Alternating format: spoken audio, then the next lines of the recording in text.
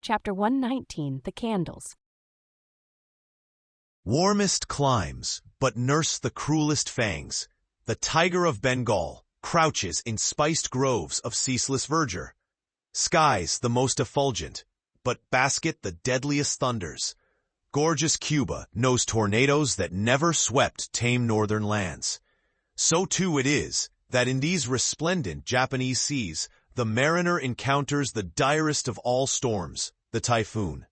It will sometimes burst from out that cloudless sky like an exploding bomb upon a dazed and sleepy town. Towards evening of that day, the Pequod was torn of her canvas and bare-poled was left to fight a typhoon, which had struck her directly ahead. When darkness came on, sky and sea roared and split with the thunder, and blazed with the lightning, that showed the disabled masts fluttering here and there with the rags which the first fury of the tempest had left for its after-sport. Holding by a shroud, Starbuck was standing on the quarter-deck, at every flash of the lightning glancing aloft, to see what additional disaster might have befallen the intricate hamper there, while Stubb and Flask were directing the men in the higher hoisting and firmer lashing of the boats. But all their pains seemed naught. Though lifted to the very top of the cranes, the windward quarter-boat, Ahab's, did not escape. A great rolling sea, dashing high up against the reeling ship's high teetering side, stove in the boat's bottom at the stern, and left it again all dripping through like a sieve. Bad work, Mr. Starbuck," said Stubb, regarding the wreck. "But the sea will have its way. Stubb, for one, can't fight it. You see, Mr. Starbuck, a wave has such a great long start before it leaps. All round the world it runs, and then comes the spring. But as for me, all the start I have to meet it is just across the deck here. But never mind, it's all in fun, so the old song says. Oh, jolly is the gale, and a joker is the whale, a flourishing his tail. Such a funny, sporty, gamey, jesty, jokey, hokey-pokey lad is the ocean. Oh, the scud all a-flyin', that's his flip only foamin', when he stirs in the spicin'. Such a funny, sporty, gamey, jesty, jokey, hokey-pokey lad is the ocean. Oh, thunder splits the ships, but he only smacks his lips, a-tastin' of this flip. Such a funny, sporty, gamey, jesty, jokey, hokey-pokey lad is the ocean. Oh, avast, Stubb, cried Starbuck, let the typhoons sing. And strike his harp here in our rigging, but if thou art a brave man, thou wilt hold thy peace. But I am not a brave man. Never said I was a brave man. I am a coward, and I sing to keep up my spirits. And I tell you what it is, Mr. Starbuck, there's no way to stop my singing in this world but to cut my throat. And when that's done, 10 to 1 I sing ye the doxology for a wind-up. Madman, look through my eyes if thou hast none of thine own. What? How can you see better of a dark night than anybody else? Never mind how foolish. Here, cried Starbuck, seizing Stubb by the shoulder, and pointing his hand towards the weather bow. Markest thou not that the gale comes from the eastward, the very course Ahab is to run for Moby Dick? The very course he swung to this day noon? Now mark his boat there. Where is that stove? In the stern sheets, man, where he's wont to stand. His standpoint is stove, man. Now jump overboard, and sing away if thou must. I don't half understand ye what's in the wind. Yes, round the Cape of Good Hope is the shortest way to Nantucket, soliloquized Starbuck suddenly, heedless of Stubb's question. The gale that now hammers at us to stave us, we can turn it into a fair wind that'll drive us towards home. Yonder, to windward, all is blackness of doom, but to leeward, homeward, I see it lightens up. There, but not with the lightning. At that moment, in one of the intervals of profound darkness, following the flashes, a voice was heard at his side, and almost at the same instant, a volley of thunder peals rolled overhead. Who's there? Old Thunder, said Ahab, groping his way along the bulwarks to this pivot hole, but suddenly finding his path made plain to him by elbowed lances of fire. Now, as the lightning rod to a spire on shore is intended to carry off the perilous fluid into the soil, so the kindred rod which at sea some ships carry to each mast is intended to conduct it into the water. But as this conductor must descend to considerable depth, that its end may avoid all contact with the hull, and as moreover, if kept constantly towing there, it would be liable to many mishaps, besides interfering not a little with some of the rigging, and more or less impeding the vessel's way in the water. Because of all this, the lower parts of a ship's lightning rods are not always overboard, but are generally made in long, slender links, so as to be the more readily hauled up into the chains outside, or thrown down into the sea, as occasion may require. "The rods! The rods!" cried Starbuck to the crew, suddenly admonished to vigilance by the vivid lightning that had just been darting flambeau to light Ahab to his post. "Are they overboard? Drop them over, fore and aft! Quick! Avast!" cried Ahab. "Let's have fair play here, though we be the weaker side. Yet I'll contribute to raise rods on the Himalayas and Andes, that all the world may be secured. But out on privileges. Let them be, sir." "Look aloft!" cried Starbuck. "The corpusants! The corpusants!" All the yardarms were tipped with a pallid fire, and touched at each tri-pointed lightning rod end, with 3 tapering white flames. Each of the 3 tall masts was silently burning in that sulphurous air, like 3 gigantic wax tapers before an altar. "Blast the boat! Let it go!" cried Stubb at this instant, as a swashing sea heaved up under his own little craft, so that its gunwale violently jammed his hand as he was passing a lashing. "Blast it!"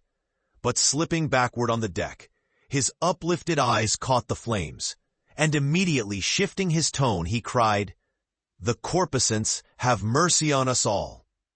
To sailors, oaths are household words. They will swear in the trance of the calm, and in the teeth of the tempest.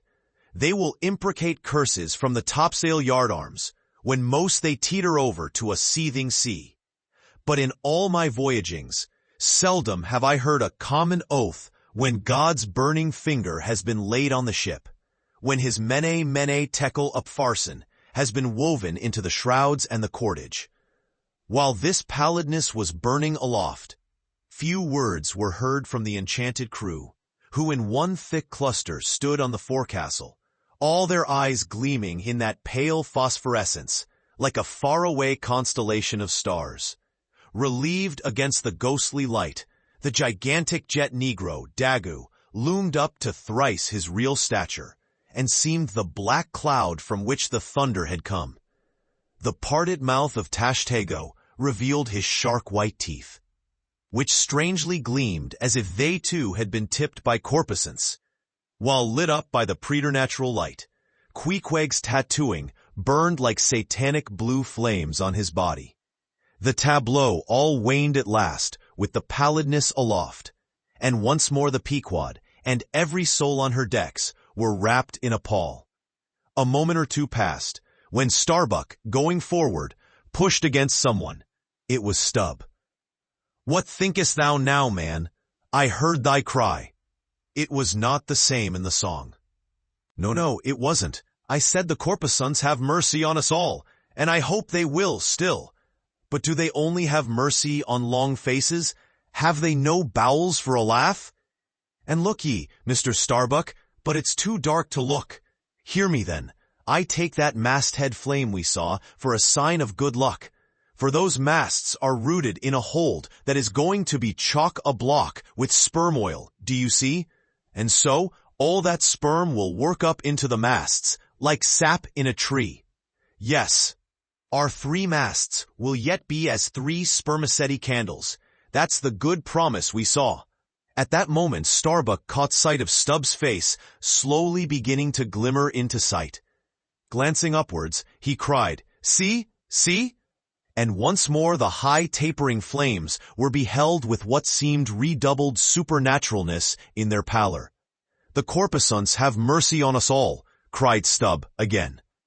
At the base of the mainmast, full beneath the doubloon and the flame, the Parsee was kneeling in Ahab's front, but with his head bowed away from him, while nearby, from the arched and overhanging rigging, where they had just been engaged securing a spar, a number of the seamen, arrested by the glare, now cohered together, and hung pendulous, like a knot of numbed wasps from a drooping orchard twig. In various enchanted attitudes, like the standing, or stepping, or running skeletons in Herculaneum, others remained rooted to the deck, but all their eyes upcast. "Aye, aye, men," cried Ahab. "Look up at it, mark it well. The white flame but lights the way to the white whale. Hand me those mainmast links there. I would fain feel this pulse, and let mine beat against it, blood against fire." So, then turning, the last link held fast in his left hand, he put his foot upon the Parsee, and with fixed upward eye and high-flung right arm, he stood erect before the lofty tri-pointed trinity of flames. "O, thou clear spirit of clear fire, whom on these seas I as Persian once did worship, till in the sacramental act so burned by thee, that to this hour I bear the scar. I now know thee, thou clear spirit, and I now know that thy right worship is defiance. To neither love nor reverence wilt thou be kind, and e'en for hate thou canst but kill, and all are killed. No fearless fool now fronts thee. I own thy speechless, placeless power, but to the last gasp of my earthquake life will dispute its unconditional, unintegral mastery in me. In the midst of the personified impersonal, a personality stands here. Though but a point at best, whencesoe'er I came, wheresoe'er I go, yet while I earthly live, the queenly personality lives in me, and feels her royal rights. But war is pain, and hate is woe. Come in thy lowest form of love, and I will kneel and kiss thee. But at thy highest, come as mere supernal power, and though thou launchest navies of full-freighted worlds, there's that in here that still remains indifferent. O thou clear spirit, of thy fire thou madest me, and like a true child of fire, I breathe it back to thee. Sudden, repeated flashes of lightning. The 9 flames leap lengthwise to thrice their previous height. Ahab, with the rest, closes his eyes, his right hand pressed hard upon them. I own thy speechless, placeless power. Said I not so? Nor was it wrung from me, nor do I now drop these links. Thou canst blind, but I can then grope. Thou canst consume, but I can then be ashes. Take the homage of these poor eyes and shudder hands. I would not take it. The lightning flashes through my skull. Mine eyeballs ache and ache. My whole beaten brain seems as beheaded and rolling on some stunning ground. Oh, yet blindfold, yet will I talk to thee. Light though thou be, thou leapest out of darkness, but I am darkness leaping out of light, leaping out of thee. The javelins cease, open eyes, see, or not. There burn the flames. O thou magnanimous, now I do glory in my genealogy. But thou art but my fiery father, my sweet mother, I know not. O cruel, what hast thou done with her? There lies my puzzle, but thine is greater. Thou knowest not how came ye, hence callest thyself unbegotten. Certainly knowest not thy beginning, hence callest thyself unbegun. I know that of me which thou knowest not of thyself, O thou omnipotent. There is some unsuffusing thing beyond thee, thou clear spirit, to whom all thy eternity is but time, all thy creativeness mechanical. Through thee, thy flaming self, my scorched eyes do dimly see it. O thou foundling fire, thou hermit immemorial, thou too hast thy incommunicable riddle, thy unparticipated grief. Here again with haughty agony, I read my sire.